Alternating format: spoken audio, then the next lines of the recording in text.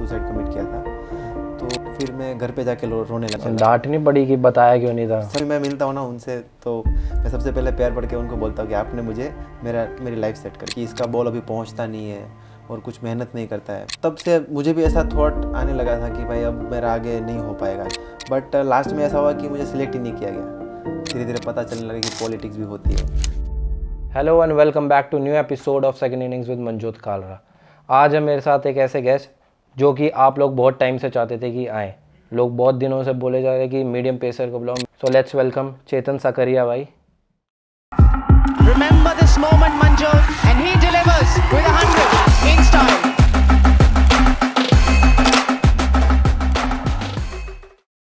चेतन भाई welcome to the show. Thank you. कैसे हो आप? मैं अच्छा हूँ ब्रो। और एक्साइटेड हो क्या नई फ्रेंचाइजी के लिए खेलने के लिए अब? यस ब्रो, एक्साइटेड भी हूँ और बहुत ईगर भी हूँ खेलने के लिए। और अब आपके जो भी निकल्स वगैरह था ठीक हो गए? क्योंकि थोड़े टाइम पहले मैंने बैंगलोर विजिट किया था तो मेरे को किसी ने बताया था आप वहाँ पे आ रखे हो, आपके प्रॉब्लम हो रही है। All good? हाँ अभी तो सब हो गया, मैच फिट हो गया हूँ। थोड़ा लंबे टाइम के लिए, मतलब एक साथ 2 इंजरी हो गई थी मुझे, अच्छा, तो बस अभी I hope everything is fine now. अभी फिट एंड फाइन। तो चेतन भाई पहले तो मेरी विशेज़ आपके साथ है, आप जो सीज़न आ रहा है उसमें आप बहुत बढ़िया करो। और आपके बारे में मैंने एक चीज़ सुनी है कि जो आपने क्रिकेट स्टार्ट करी थी वो एज अ बैट्समैन शुरू करी थी। हाँ क्या वो सच बात है? तो हाँ वो सच बात है, क्योंकि वो टाइम पे क्या था, जब स्कूल में पढ़ाई कर रहा था ना तब क्रिकेट का शौक़ तो मुझे पहले से ही था। बट ऐसे प्रोफेशनल खेलूँगा आगे ऐसा कुछ टारगेट सेट नहीं था मेरा। तो एक बार क्या हुआ कि हमारे पीटी टीचर आए थे और उन्होंने अनाउंस किया कि जो भी लड़का इंटरेस्टेड है क्रिकेट खेलने में वो लास्ट में रुक के ट्रायल दे सकता है। तो मुझे इंटरेस्ट था ही, तो मैंने सोचा कि मैं ट्राई करता हूँ। और जैसे ही ट्रायल में गए तो वहाँ देखा कि बहुत सारे बॉलर्स थे वहाँ पर। अच्छा, तो मुझे लगा बॉलिंग में तो मेरा नंबर नहीं लगेगा, बैटिंग में ट्राई करके पर देखता इंटरेस्ट शुरू से बॉलिंग में ही था? हूँ। इंटरेस्ट था बॉलिंग में, क्योंकि मैं क्या करता था कि बहुत सारी, जब छोटा था तब से ही बहुत सारे बॉलर्स की एक्शन कॉपी करता था।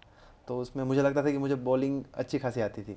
और छोटा बच्चा जब होता है तो उसको बॉलिंग आना भी बहुत बड़ी बात है। तो मुझे लगता था कि बॉलिंग में मैं ऐसा अच्छा कर सकता था। वो एक्शन किन किन के कॉपी करते थे? ज़हीर खान के बहुत ट्राई किए मैंने, फिर इरफान पठान के, और जुनैद खान के भी एक्शन में कॉपी कर पाता था। पर आज देखो भगवान ने आपको इतना अच्छा टाइम दिखाया कि लोग आपका एक्शन कॉपी करने की सोचते हैं। ये भगवान की मेहरबानी है। फिर आपकी आगे क्रिकेट जर्नी शुरू कैसे हुई? तो उसी दिन से, मैं तो यही मानता हूँ कि उसी दिन से मेरी क्रिकेट जर्नी स्टार्ट हुई है। क्योंकि वो क्या था कि बैटिंग में लकीली उस दिन मुझसे 2-3 अच्छे बॉल कनेक्ट हो गए और सर को ऐसा लगा कि मैं टीम में खेल सकता हूँ, तो मैं सिलेक्ट हो गया। और वहीं से स्कूल के लिए टूर्नामेंट्स खेलना चालू कर दिया था मैंने। तो एक बार क्या हुआ था, हमारा जो डिस्ट्रिक्ट क्रिकेट एसोसिएशन होता है वो ग्राउंड पे हमारे मैचेस थे। आप हो कहाँ से? मैं चाहता हूँ आप बता दो। मैं भावनगर से हूँ, गुजरात में, जो अहमदाबाद से बहुत पास में पड़ता है, 150 किलोमीटर्स ही है। तो हाँ, हमारा जो डिस्ट्रिक्ट एसोसिएशन था उसके ग्राउंड पे हमारे मैचेस थे। और अच्छा मैच था, मतलब सेमीफाइनल मैच था। और उसमें मैंने अच्छी बैटिंग करी थी। तो जब मैं छोटा था ना तब भी मैं छक्के मार लेता था। तो वो देख के वहाँ के जो कोच थे हमारे जूनियर क्रिकेट के, उन्होंने बोला कि तुझे एक आगे क्रिकेट खेलना है, सीज़न क्रिकेट। मैं बोला हाँ सर खेलना है। सीजन क्रिकेट किस चीज़ को कहते हो आप? जो लेदर बॉल होता है ना उसको अच्छा, हमारे यहाँ सीज़न बॉल के बोलते तो हैं। उससे पहले टेनिस बॉल से चल रहा था वो? नहीं, टेनिस बॉल तो वो जो गलियों में खेलते हैं और अच्छा, खेतों में खेलते हैं ना, वही टेनिस बॉल से खेलते थे। बाकी ये इंट्रोड्यूस ही मेरे स्कूल से हुआ कि जो कांच का बॉल आता है ना, पहले वो फेमेक्स खन्ना आता था। कांच का बॉल क्या हमारे यहाँ पे हमारे कुछ यहाँ और जो बोलते ग्लेश हैं? आती थी वो एकदम शाइनी बॉल प्लास्टिक रहता। वाली तो नहीं कह रहे आप? नहीं नहीं नहीं, वो शाइनी बॉल होता है।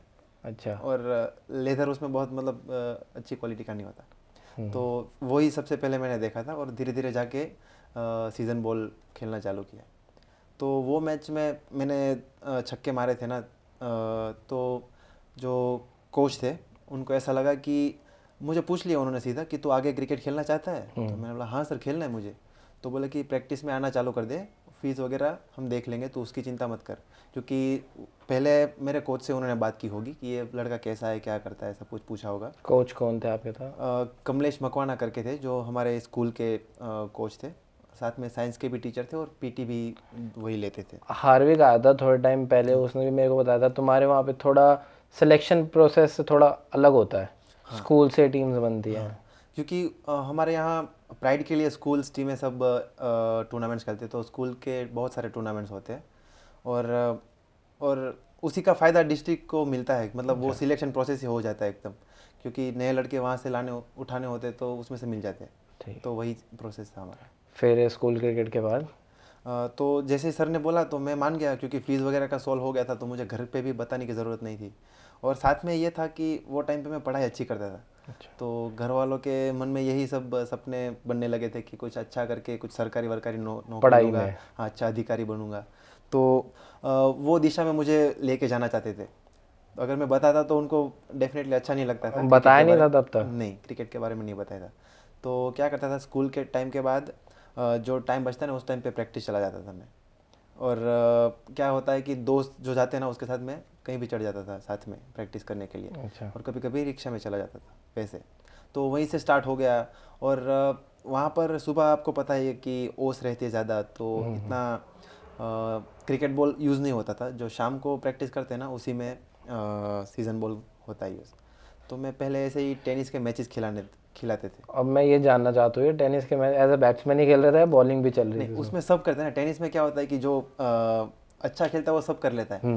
जैसे गली में होता है कि जिसका बैट वो बैटिंग बॉलिंग दोनों करता है। हाँ। वैसा ही टेनिस में बैटिंग बॉलिंग दोनों करता था। तो वही टाइम पे सर ने देखा, क्योंकि बैटिंग में क्या था, एक ही फ्लो था, छक्के लगे तो लगे, वरना मुझे सिंगल डबल का ऐसा कुछ गेम था नहीं मेरे पास। तो सर ने मुझे बॉलिंग करते हुए देख लिया। और जैसे मैंने बताया कि मैं बहुत सारे बॉलर्स की एक्शन कॉपी करता, तो एक रिदमिक एक्शन बन रहा था मेरा। सर ने वो देखा, तो उस दिन से मुझे बता दिया कि तब से तू सिर्फ बॉलिंग ही करेगा, बैट तुझे नहीं मिलेगा अब। तो क्योंकि सिंगल डबल नहीं निकाल पा रहे। हाँ, वही तो वो टाइम पे ऐसा था कि भाई इतने छक्के वक्के मार लिए तो जगह नहीं बनती थी टीम में, और छक्के रोज़ लगते भी नहीं है, वो चीज़ थी। और उन्होंने मुझे बता दिया कि अभी तू सिर्फ बॉलिंग ही करेगा। तो हमारे जो सीनियर थे, स्टेट के लिए खेलते थे, रणजी के लिए, उनसे मुझे मिलवा दिया कि बोले अभी तू इसका ध्यान रखना, उसको सिखाते रहना। कौन थे वो? भाविन, उनका सरनेम मुझे नहीं आता, बट भाविन भाई बोलते थे हम लोग उनको। तो बस उनके पास जाना है मुझे, और वो जो भी सिखाते वो करना है। तो वो कैसे कैसे सिंगल विकेट करना है वो सब सिखाते। फिर इन स्विंग का ग्रिप सिखाया, आउट स्विंग का ग्रिप सिखाया, और मैं जल्दी पिकअप करने लगा था। तो वहीं से मेरी बॉलिंग जर्नी स्टार्ट हो गई। मैंने फिटनेस और सब करना स्टार्ट कर दिया। अच्छा, फिटनेस में किसी गाइडेंस वाइडेंस या जो उस टाइम पे खुद से आता था वही करते चले गए? नहीं, बेसिक तो देखिए वो एकेडमी में थोड़ा बहुत सिखाया, बट जैसे मैंने बोला कि वो पिक करने में पता नहीं नेचुरली मुझसे अच्छा आने लगा। और जैसे इन स्विंग का ग्रिप सिखाया तो मैं अच्छे टप्पे से इन स्विंग करने लगा, जो नेचुरली आता है लेफ्ट एक आर्म का। नेचुरल एथलीट थे। हाँ, तो हो आई मीन। हाँ, फिर उसी में थोड़े थोड़े आगे मेहनत करता गया, तो स्टेट के सपने देखने लगा। और डिस्ट्रिक्ट की टीम बन रही थी, तो सर ऐसे बोलते कि जो सिलेक्शन मैचेस खेले जाएंगे उसमें अच्छा करोगे तो आप भावनगर की टीम के लिए खेल पाओगे। अच्छा, डिस्ट्रिक्ट की टीम? हाँ, डिस्ट्रिक्ट की टीम में। तो वहाँ पर भी कंपटीशन कम थी, तो मैं अच्छे से सिलेक्ट हो गया। और वो कौन सा अंडर था, कौन सा एज ग्रुप? अंडर 16 था पहले, हाँ। और मेरा लास्ट अंडर 16 था, क्योंकि मैंने 2 साल प्रैक्टिस की, मतलब जो बैट्समैन से बॉलर बनने का जो ट्रांसफॉर्मेशन था वो 2 ही साल में हो गया। और जो मेरा लास्ट 16 था उसमें मैं अपनी डिस्ट्रिक्ट टीम के लिए सिलेक्ट हो गया। और इतना खास परफॉर्मेंस नहीं हुआ था, बट एक फाइनल मैच था जो मैंने जो अच्छे परफॉर्म करते हैं ना बैट्समैन, उन लोगों को मैंने सारों को आउट कर दिया था एक ही मैच में। अच्छा। तो वहाँ पर स्टेट के सिलेक्टर्स आए थे, तो बस उनका ध्यान खींचा और स्टेट की टीम में हो गया। तब तक घर पे बता दिया था कि क्रिकेट खेलते हो? नहीं, जब तक मैं बाहर नहीं गया था ना, तब तक मैंने बताया नहीं था। भैया मेरे को बहुत इंटरेस्टिंग लग रहा है, मैं ये जानना चाहता हूँ कि घर वालों को कैसे पता लगा कि क्रिकेट खेलते हो, और कब बताया तुमने? वो जब तक मैं स्टेट नहीं खेल रहा था तब तक बताया नहीं था, क्योंकि स्टेट के लिए जो कैंप्स वगैरह लगते हैं ना, उसमें जाना था। तो वही टाइम पे घर पे बताना पड़ा था। और मैं क्या था, उन दिनों में मामा के साथ रहता था। मम्मी ने पहले से ही बोल दिया था वहाँ पर तू रहेगा और वहीं से पढ़ाई वढ़ाई करेगा। ऐसा क्यों? क्योंकि वहाँ अच्छा कल्चर है, मतलब मेरे मामा का थोड़ा जो फाइनेंशियल सिचुएशन था वो अच्छा था। तो मम्मी ने मुझे जो मेरा बोलते हैं ना कि हाई स्कूल वाला एजुकेशन जो था वो मामा के यहाँ मैंने किया है। तो वहीं पे रहता था और वहीं पे पढ़ता लिखता था। वहीं मामा को भी नहीं पता लगा था कि क्रिकेट खेलते हो? नहीं, अगर मैं घर पे रहता था तो पता चल जाता था। मामा और उसमें क्या होता है, सारे बिजनेस करते हैं और उसमें बिजी रहते हैं, तो किसी का इतना ध्यान नहीं रहता। तो मैं चोरी छिपे निकल जाता था। तो जैसे ही कैंप के लिए जाना था, राजकोट लगते हैं हमारे कैंप, तो घर पे बताना पड़ा था कि मैं इतने दिनों के लिए 20 दिनों के लिए जाऊंगा और मैं ऐसे टीम में सिलेक्ट हो गया, तब सबको ऐसे शौक लगा कि तू कब खेल रहा था, कैसे खेल रहा था, हमें क्यों पता नहीं चला। डांट नहीं पड़ी कि बताया क्यों नहीं था? सबसे पहले हमारे पीटी टीचर को उन्होंने बुलाया, क्योंकि उनको पता था कि क्रिकेट का सारा वो देखते हैं, और जो रहते हैं ना कि हमारे टीचर के साथ टच में थे मेरे मामा, तो उनको उन्होंने डांटा कि भाई आपने टीचर को डांटा? हाँ, टीचर को पहले डांटा और पूछा कि आपने किसको पूछ के लगाया, आपको पता ही है पढ़ाई में कितना अच्छा है, अगर कुछ हो गया तो उसके घर में आपको पता है कोई इतना अच्छा कमाता नहीं है, तो कौन कमाएगा अगर ये खेलने वेलने में ध्यान दे देगा, तो इसमें क्या ही कर लेगा। तो फिर सर ने थोड़ा शांति से समझाया कि आप मेरे ऊपर भरोसा करो, ये अच्छा क्रिकेट खेल पाएगा। मेरी कोचिज़ से बात चालू है, उन्होंने भी बताया कि ये लड़का अच्छा है, मेहनती है, तो अच्छा कर सकता है, तो उन्होंने समझाया। फिर भी मुझे थोड़ा मतलब कम डांट पड़ी, वरना ज़्यादा डांट पड़ती थी कि भाई तूने किसी से पूछा नहीं, तो वो ईगो पे आ जाता ना कि भाई और बिना ये पूछे कर रहा है पहली लड़का। बार ही होगा वैसे टीचर पेरेंट्स को बुलाते हैं, आपके पेरेंट्स ने टीचर को बुला हाँ, लिया? वो सपोर्टिव है बहुत। अभी भी मैं मिलता हूँ ना उनसे, तो मैं सबसे पहले प्यार पढ़ के उनको बोलता हूँ कि आपने मुझे मेरी लाइफ सेट कर दी। अभी भी है टच में वो? हाँ, टच में रहते हैं हमेशा। अच्छा। फिर स्टेट कब खेले फर्स्ट टाइम? स्टेट पहले 16 के कैंप्स वगैरह में गया, वहाँ पर सारा फिटनेस और सब किया, बट मुझे खेलने का मौका नहीं मिला था, और पूरा मतलब 16 ऐसे ही निकल गया कि मैं 50th प्लेयर था, मतलब 11 में नहीं था, तो वो टूर्नामेंट ख़त्म हो गया। बट एक सपना मेरे मन में आ गया था कि भाई मैं अगर मेहनत करता हूँ, क्योंकि वो टाइम पे मुझे याद है कि मैंने पृथ्वी शॉ को खेलते हुए पहली बार देखा था, बहुत रन मारता था, तो मुझे आइडिया आ गया था कि भाई इसमें अगर हम अच्छा करते हैं तो कुछ अच्छा क्रिकेट खेल पाएंगे ऊपर का। फिर भी मन में ये नहीं था कि इंडिया खेलेंगे या कुछ, बट एक एक स्टेप ऐसे बंध रहा था, धीरे धीरे चलता रहा। हाँ, तो कॉन्टिन्यूसली चलता रहा है वो? बीच में कुछ अप्स एंड डाउन्स भी आए थे उस सिलेक्शन प्रोसेस में? जैसे ही मैंने ये सपना अपने मन में से आया, तो तुरंत ही मुझे इंजरी हो गई। वो टाइम पे क्या था कि मुझे ग्लूट्स में कुछ मसल पुल हो गया था, जो मुझे बिल्कुल आइडिया नहीं था कि ये क्या हो रहा है मेरी बॉडी में। फिर भी मैं बॉलिंग डालता जाता था कि भाई ऐसे कुछ हाँ, वो तब क्रिकेट शुरू ही करी थी, उस टाइम इतनी वो भी नहीं होती। फिजियोस भी नहीं थे और स्कैन में वगैरह होता नहीं था, तो जैसे कुछ फील हुआ था, मैं फिर भी बॉल डालता रहा, जो भी सीनियर्स आते थे उनको बॉलिंग डालता था, और उसी में वो ज़्यादा पेन बढ़ गया, तो इतना मुश्किल हो गया था कि मैं झुकने पे भी बहुत पेन होता था, और मुझे उसको कैसे हील करना है वो कुछ आइडिया ही नहीं था। तो वो टाइम पे मेरा इंप्रेशन थोड़ा ख़राब होने लगा कि भाई ये थोड़ा क्रिकेट खेल गया है तो अभी इजी लेने लगा है। कब की बात है ये? 16 के तुरंत बाद, अच्छा। क्योंकि पूरे साल में एक ही टूर्नामेंट आता है स्टेट का, और जैसे डिस्ट्रिक्ट एक बार खेली जाती है। 16 में ही जज करने लग गए थे सारे? हाँ, ऐसा जज करने लगते हैं, क्योंकि वो टाइम पे तो मुझे लगता है हमारे यहाँ सौराष्ट्र टीम इतनी बड़ी नहीं थी, और स्टेट खेलना मतलब अच्छी खासी नाम बहुत मिल बड़ी जाती- बात हाँ, होती थी उस नाम टाइम पे। मिल जाता था। तो ऐसा इंप्रेशन बढ़ने लगा कि इसका बॉल अभी पहुंचता नहीं है और कुछ मेहनत नहीं करता है, बट मैं किसी को बता नहीं पाया था कि मेरे ग्लूट्स में ऐसा कुछ हो रहा है। फिर लास्ट में जाके मैंने एक सीनियर को बताया कि भैया मुझे कुछ ऐसे जब बॉलिंग डालता हूँ ना, तो हर बार ऐसे कुछ खींचता है, जो जब शुरुआत में कम पेन था तब। तो उन्होंने थोड़ा एक्सरसाइज वगैरह बताए, तो वो करने से मुझे थोड़ा फील अच्छा होता था। बट एक टाइम आया कि पूरा मुझे लगता है टेरी हो गया था, अभी भी मुझे पता नहीं क्या हुआ था, पर वो चीज़ लगी थी मुझे। तो उस टाइम पे मुझे लगता है कि मैंने 5-6 महीने एक साथ ले लिए होंगे, मतलब रिकवर हील होने में। तो वापस थोड़ा पढ़ाई करने लगा और मार्क्स वार्क अच्छे आए, पर घर पे फिर भी ये बताया नहीं कि मैं क्रिकेट बंद कर दिया, खेलना कुछ नहीं। उस टाइम पे बंद कर दिया था बिल्कुल? हाँ, क्रिकेट पूरा खेलना बंद कर दिया था, क्योंकि मैं अच्छे से झुक नहीं पा रहा था, तो ग्राउंड पे जाने से कोई मतलब ही नहीं था। कोई ट्रीटमेंट वगैरह भी नहीं चल रहा था? कुछ नहीं। फिर ठीक कैसे हुआ वो? पता नहीं कि मैं किसी के पास गया क्यों नहीं, और मतलब नॉलेज ही नहीं था, अभी यही लगता है मुझे। तो अपने आप वो मसल हील हुआ, और वापस स्कूल में से ही चालू हुआ। जब मैं 11th में आया, तो स्कूल में एक टेनिस की टूर्नामेंट थी, तो सर ने मुझे बुलाया कि आजा खेल ले ऐसा करके। तो वो टाइम पे मैं खेलने गया, और मुझे सब ठीक लगा, मतलब बॉलिंग वॉलिंग भी ठीक से हो रहा था, मैं एफर्ट डाल पा रहा था। फिर जाके मैंने वापस चालू किया, तो इस बार मैंने डबल मेहनत की थी, क्योंकि 11th ख़त्म होते होते मेरा लास्ट 19 बचा था। तो मेरे जो सीनियर्स वगैरह थे, और मैं कैंप में जब गया था तब जो हमारे ट्रेनर से बातचीत हुई और जान पहचान हुई, तो मोबाइल से उनसे थोड़ा प्रोग्राम वगैरह मांग लिया, फिटनेस का कैसे शेड्यूल करना है, और वही शेड्यूल लेके अपने सीनियर के पास चला जाता था, भैया ये एक्सरसाइज सिखा दो, ये रनिंग कैसे करना सिखा दो। तो सीख के वो रेगुलरली फॉलो करने लगा, और तब से मेरी बॉलिंग में भी चेंज हो गया। तो जैसे ही डिस्ट्रिक्ट आया, तो उस टाइम से मतलब अलग ही परफॉर्मेंस हुआ, मेरी बॉलिंग भी अलग दिखने लगी। तो सिलेक्शन मैचेस में मैंने मतलब वन साइड एक अलग से ही परफॉर्मेंस मेरी निकल के आई। फिर सबकी नज़रों में आ गए उस टाइम ऐसी परफॉर्मेंस कि ये तो खेलेगा, ये एज अ मेन बॉलर खेलेगा। फिर जाके 19 के डिस्ट्रिक्ट के मैचेस आए, तो उसमें भी मैंने बहुत अच्छे विकेट्स लिए, कुछ 4 मैच में 30 विकेट लिए थे, जो मतलब मुझे लगता है कि बहुत अच्छे खासे विकेट्स होते हैं। फिर क्या था कि खासे नहीं, काफ़ी अच्छे विकेट्स थे।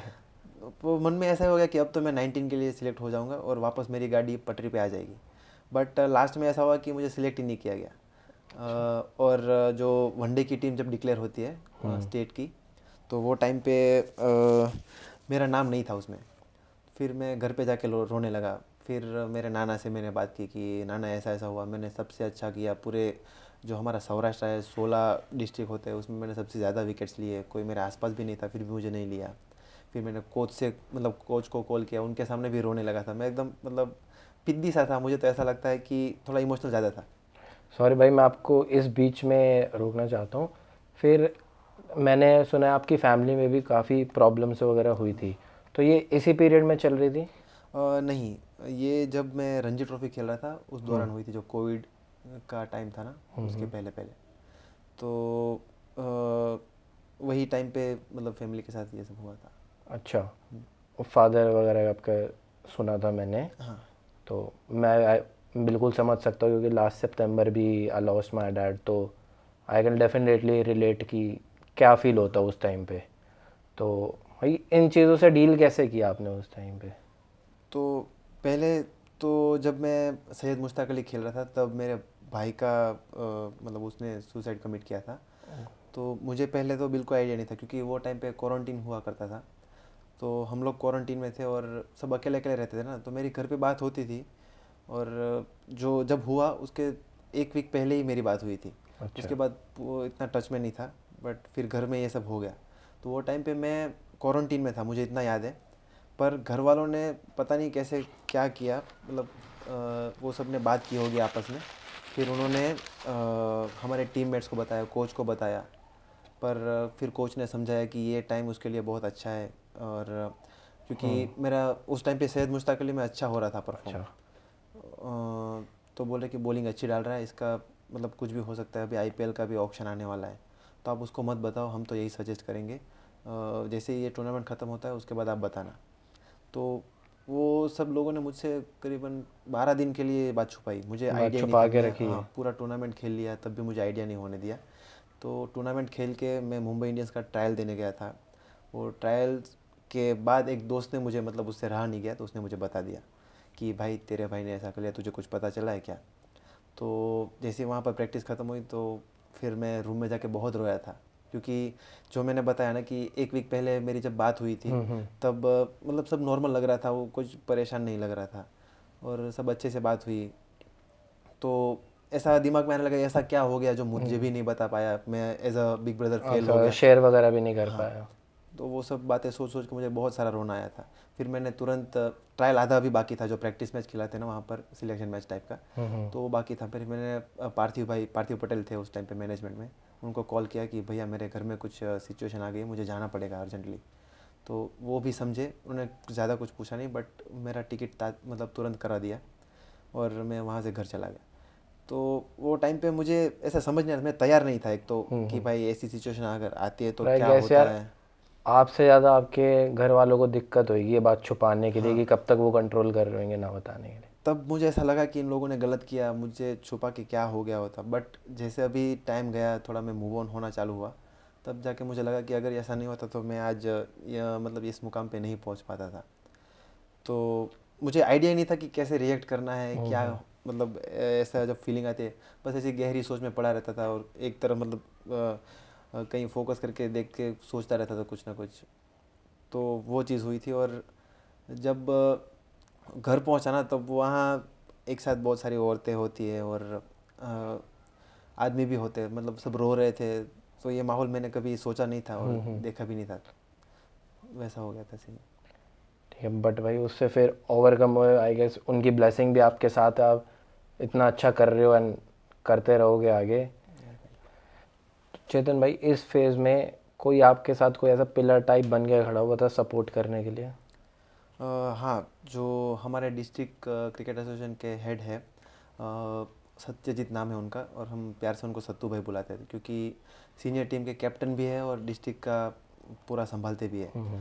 तो पहले तो सब प्लेयर्स मेरे यहाँ आए थे, उन्होंने मतलब मुझे कंसोल किया और समझाया कि होता है ऐसा, कोई नहीं, इसमें तेरी कोई गलती नहीं है, बट तू हिम्मत रखना। तो जानी भाई आए थे, जो चिराग जानी है, वो सब ने अच्छा मेंटल सपोर्ट दिया था, और सारे प्लेयर्स ने कॉल भी किए थे मुझे, तो उससे थोड़ी बहुत हिम्मत मतलब मुझ में आई।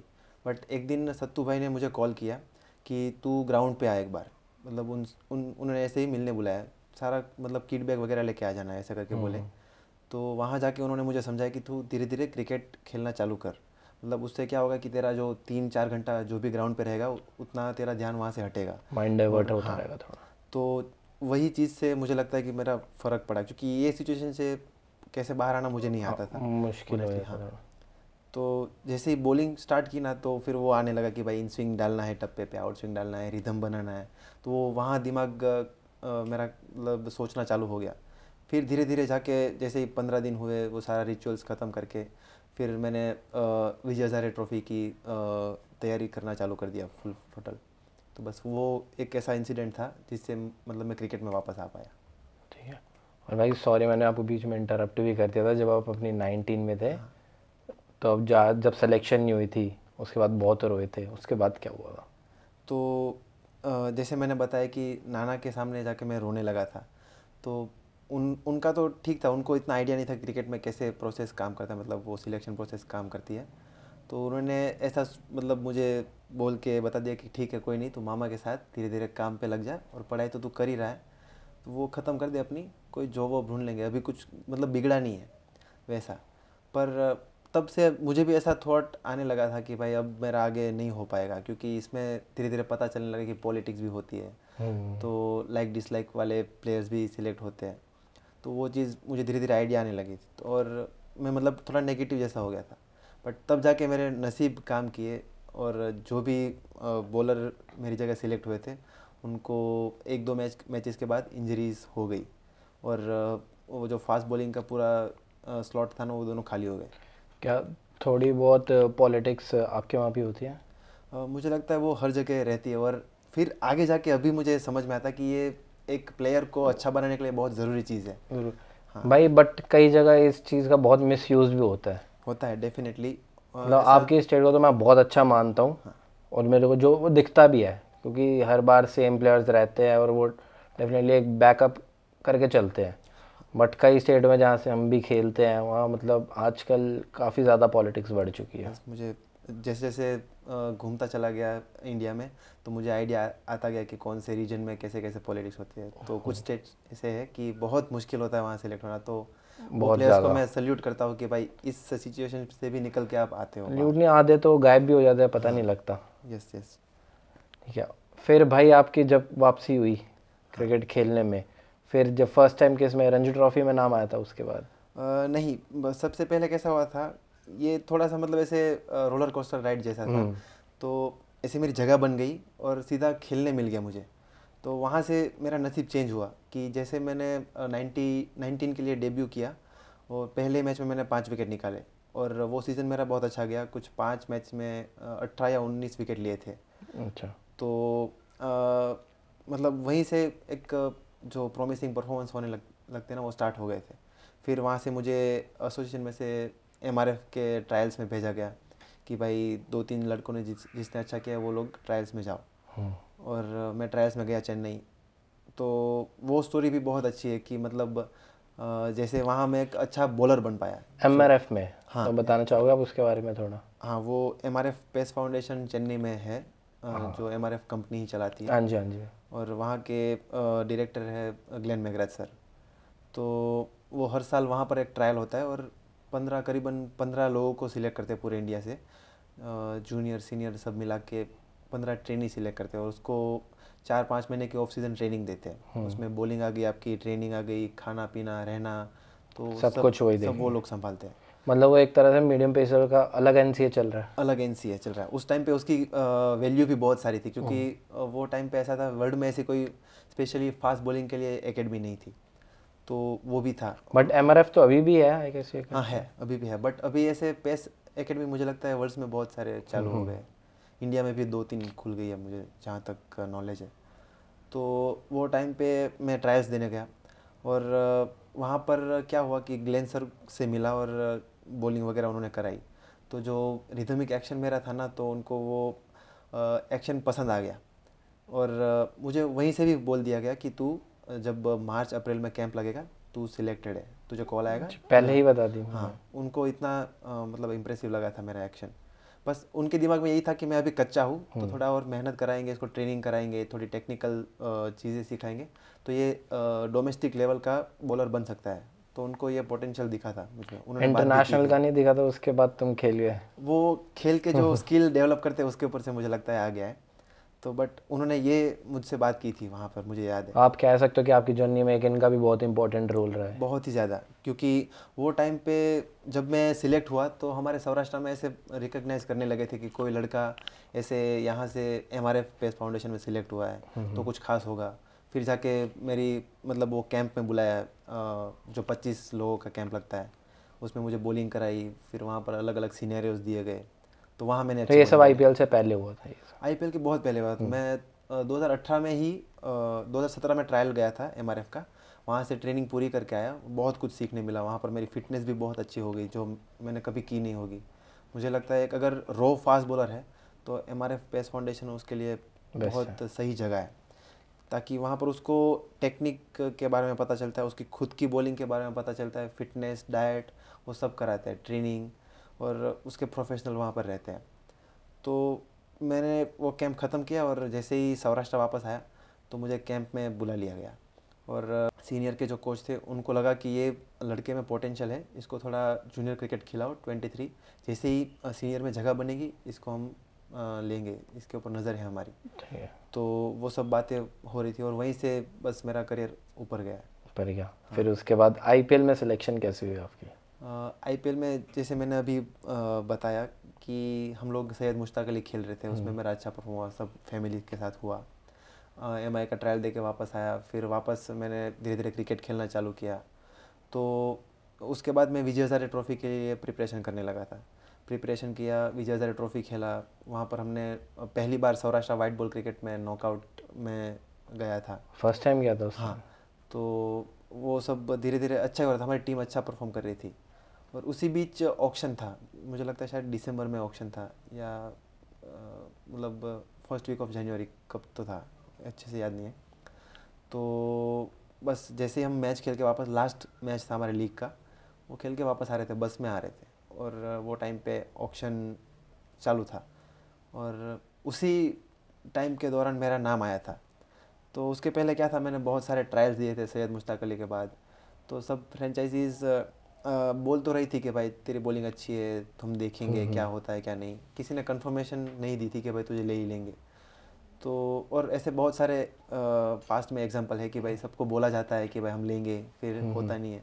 तो वो भी दिमाग में था, ऐसा एकदम एक्साइट नहीं हो गया था भाई मुझे ले ही लेंगे। बट पहले बिड तो आप KKR में गए थे ना फर्स्ट ईयर? तो ओह सॉरी, RR में। हाँ, RR में गए थे। पहले मैं राजस्थान रॉयल्स के लिए सिलेक्ट हुआ था। एंड वो बिड भी अच्छी खासी हुई थी आपके लिए। क्या फर्स्ट टाइम में क्या प्राइस था? मैंने बेस प्राइस रखा था 20 लाख का, बट बिड रुकी थी 1.2 पे। 1.2। हाँ।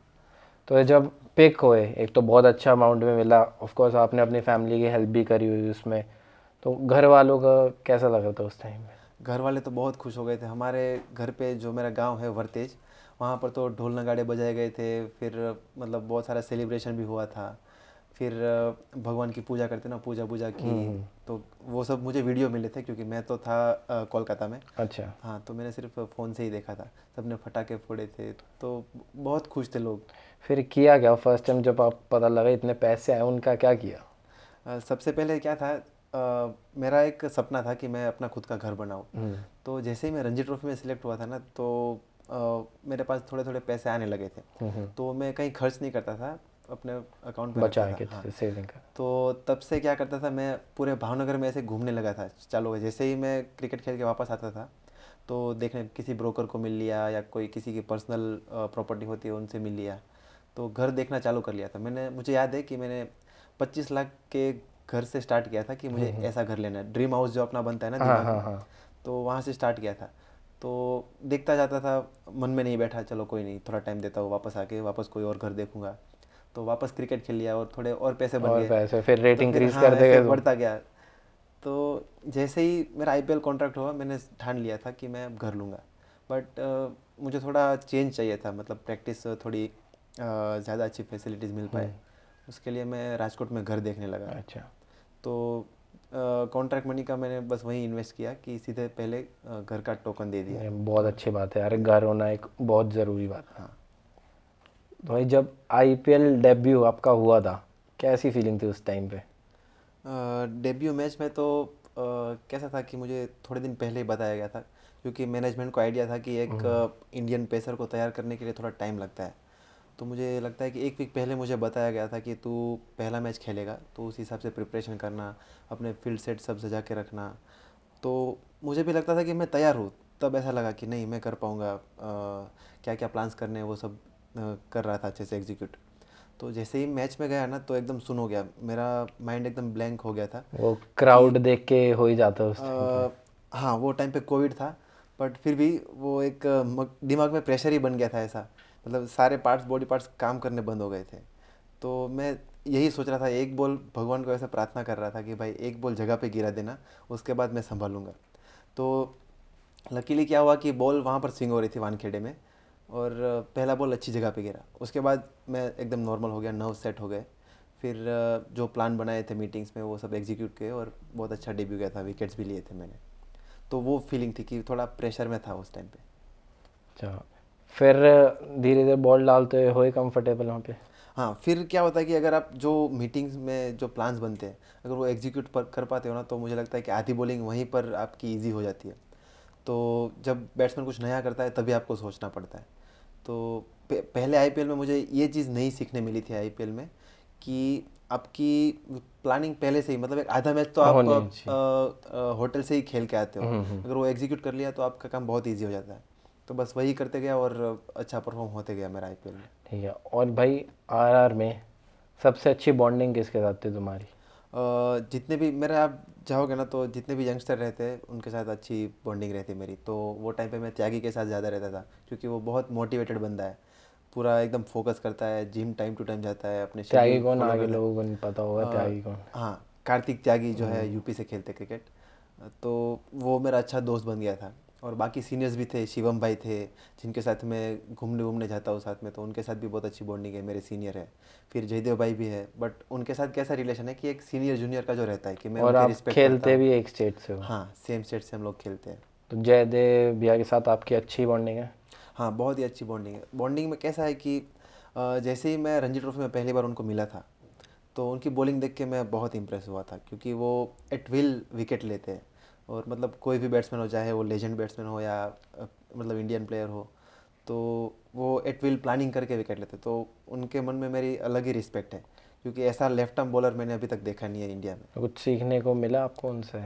बहुत कुछ सीखने को मिला, क्योंकि जिस कल्चर से मैं आता हूँ ना, तो वहाँ पर कैसा होता है कि अगर आप अच्छी बॉल नहीं डालते हो तो आपको डांटते हैं, फिर गुस्सा होता है कैप्टन। तो वो सब चीज़ें से मतलब डर लगने लगता है कि अगर बॉल गंदी गिर गई तो आप सोचने लगते हो कि आज तो मुझे डांट पड़ेगी। तो वो सब दिमाग में चालू हो जाता है ना, ड्यूरिंग मैच ही ऐसा सब हो जाता है। बट जयदेव भाई ने मुझे याद है कि मेरे दूसरे या तीसरे रणजी ट्रॉफी मैच में मैंने थोड़ी बॉलिंग ख़राब डाली थी, बहुत सारे रन लीक कर दिए थे। तो उन्होंने सिर्फ आके इतना बोला कि ठीक है, आज रिदम नहीं आ रहा है, सिर्फ ट्राई करके स्टंप में डाल और रन रोक पाए, विकेट के लिए हम आज नहीं जाएंगे। तो मैं एकदम शॉक हो गया कि भाई इतना बड़ा प्लेयर, और मैंने इतनी गंदी बॉलिंग डाली, पूरे 11 प्लेयर जो होते हैं उनको मतलब डाउन किया।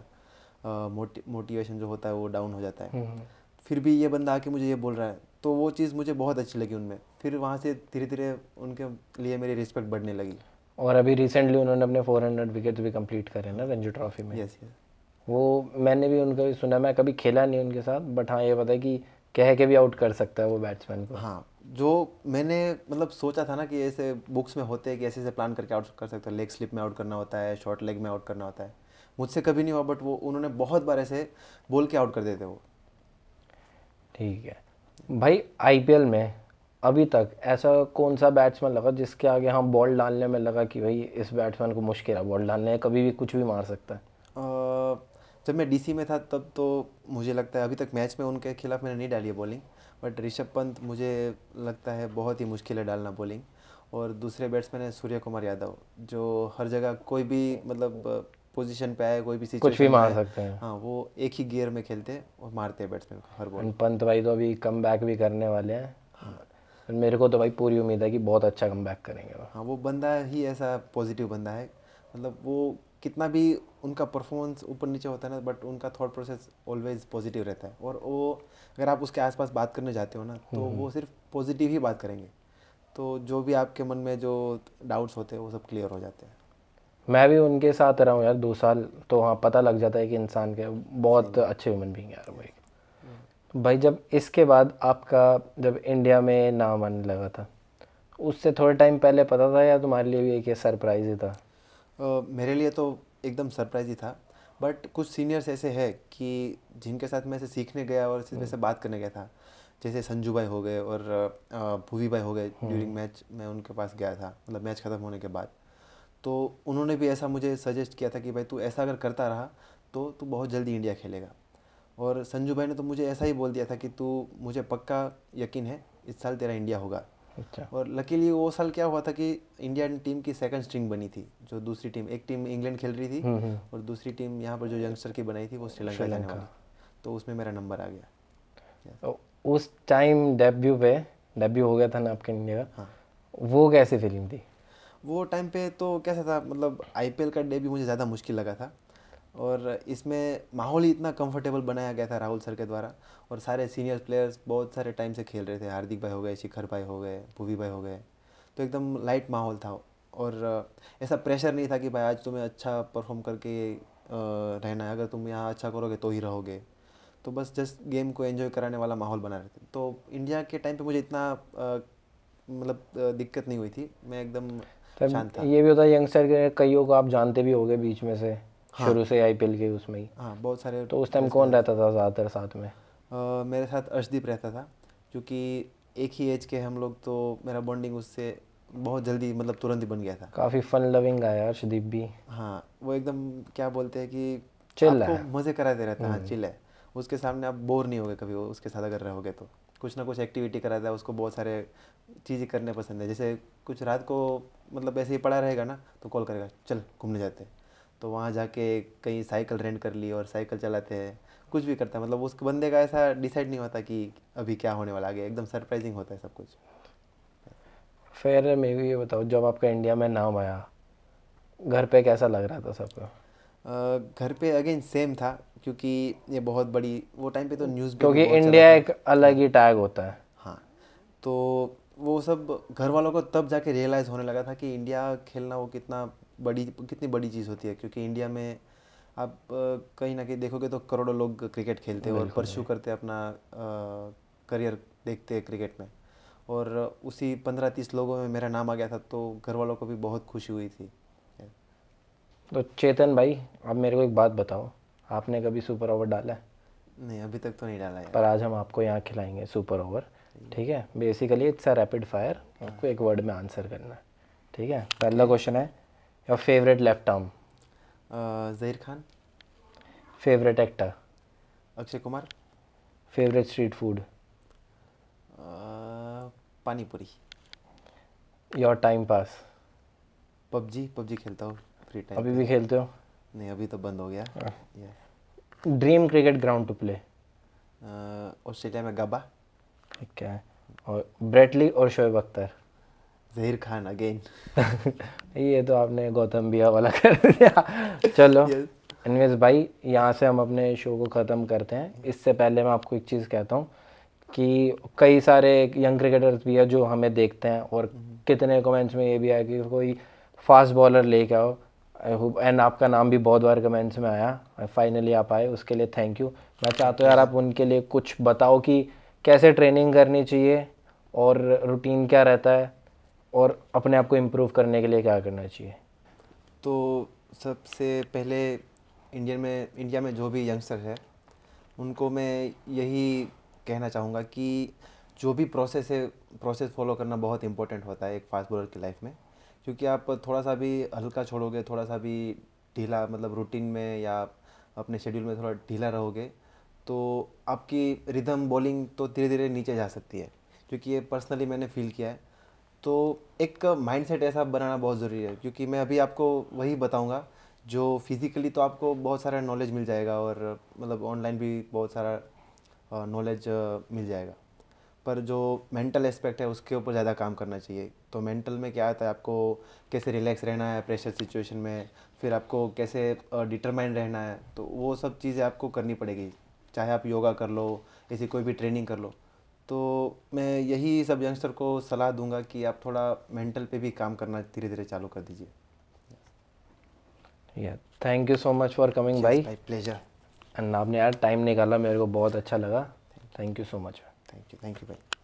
तो यार ये थी चेतन भाई की जर्नी, और काफ़ी ही इनकी जर्नी में अप्स एंड डाउन्स थे। आपको बहुत कुछ सीखने को मिलेगा इस जर्नी से, कैसे उन्होंने गिव अप नहीं करा, कैसे वो अपनी चीज़ों से मूव ऑन करे। तो अगर आपको इस एपिसोड से कुछ भी सीखने को मिला तो please like share and subscribe.